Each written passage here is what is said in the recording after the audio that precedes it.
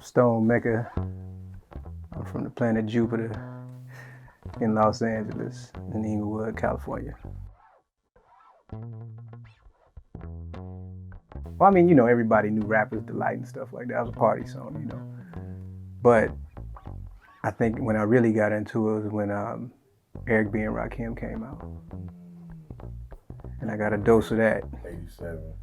Because of the knowledge in it and the, you know what I mean, and the depth of the lyrics. I'm still deciphering some of that shit now.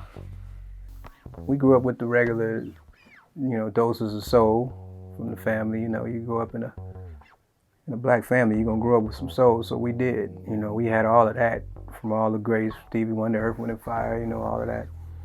And then when I got a certain age, I found an album, one of my father's albums, and it was Sly Stone. There's a riot going on. And I was already playing drums by then, you know, wanting to get my guitar, wanted to play guitar. I hadn't had one yet. And I heard that album, and I heard how I would have done music if, you know what I'm saying? It was the closest thing, you know. And then I found an album that they tried to hide from me was Dirty Mind by Prince. And, you know, he's standing there with his bikini briefs on, you know, all this shit. I was like, they were trying to, you know, we weren't supposed to be listening to that one because it had head on it, you know. But there was something about it, you know, the fact that he was just dude and doing his own thing and weird, you know, that was like, well, what is this, you know? And then the funkiness of the music and you know, and I'm a lyric guy too, so when he say stuff like, you know, where I come from, we don't give a damn. We do whatever we please. Our clothes, our hair, we don't care. You know, I mean, those kind of things. I've always been that kind of person where I do my own thing, so I related. When I was 9, yeah, I got a drum set.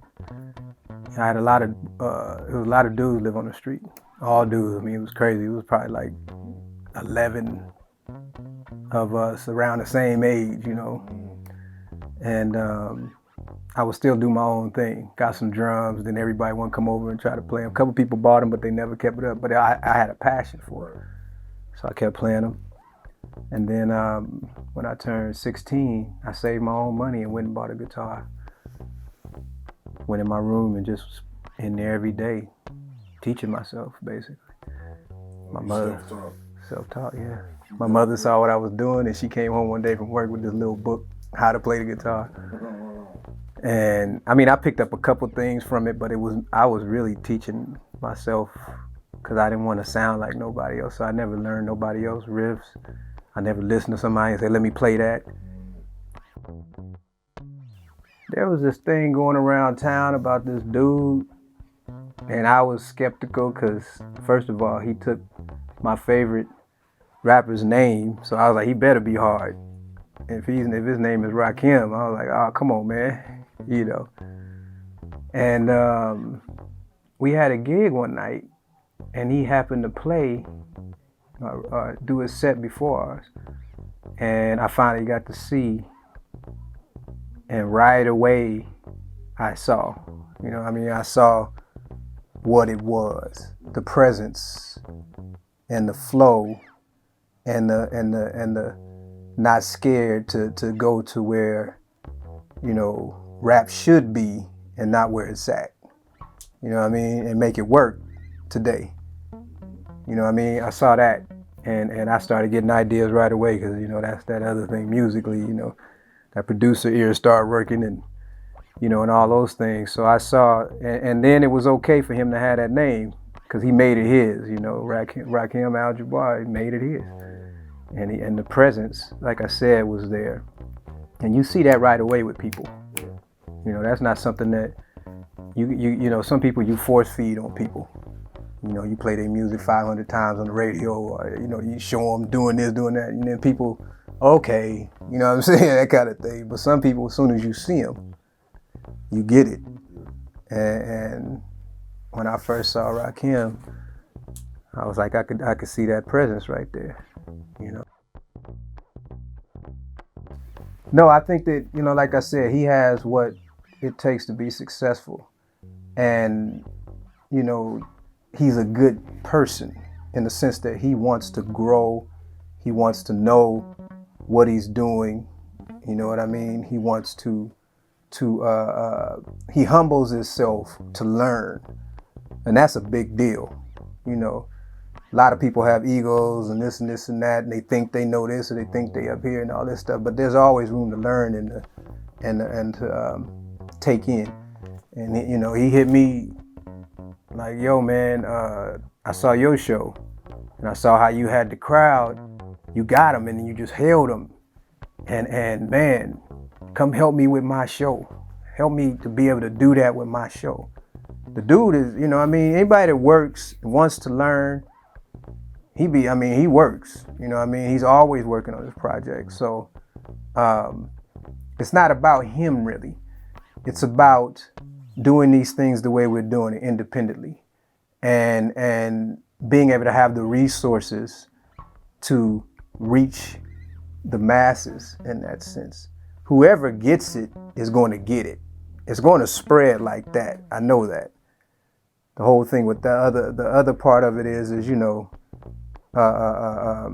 being able to get it pushed out to where it can be felt and seen by everybody that needs to, you know. So it'll never be about him. He's going to be successful regardless in his own way. It's really about the workings of the industry and how you know, position yourself to get to the places you need to go, especially independently. So, and he's not mainstream. He ain't what's happening right now. He's in his own place, which makes it real cool. You know, at the same time, the audience wants that. But when it comes to the industry nuts, you know, they want what's happening right now a lot of times, you know, and it sound like this and it's not, because they don't know really much about music in that sense. They just they know the bottom line, the dollar. This is selling, this is making money, get something like that. You know what I mean? Which is totally different from being an artist when you're a true artist. You know, like painters. Painters are respected for being different. You know a painting by somebody. That painting's a such and such because they have their own style. So that's respected. In music, it's totally different. It's totally the opposite. They want you to be put in a box and sound like and everything else when it comes to the industry because it's a corporate thing. It's about money. And they know if that's so, while it's hot, I can make more like that and make more. They don't care about your artistry. So if you want to be your own artist, then you got to make your own way, carve your own path, and then find ways to reach all the people you need to reach. So you got to be creative in both aspects, you know.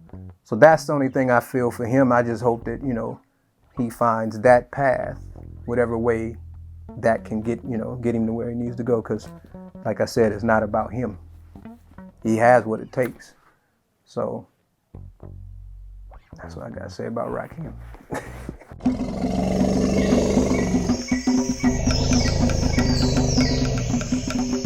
It's the king, bitch.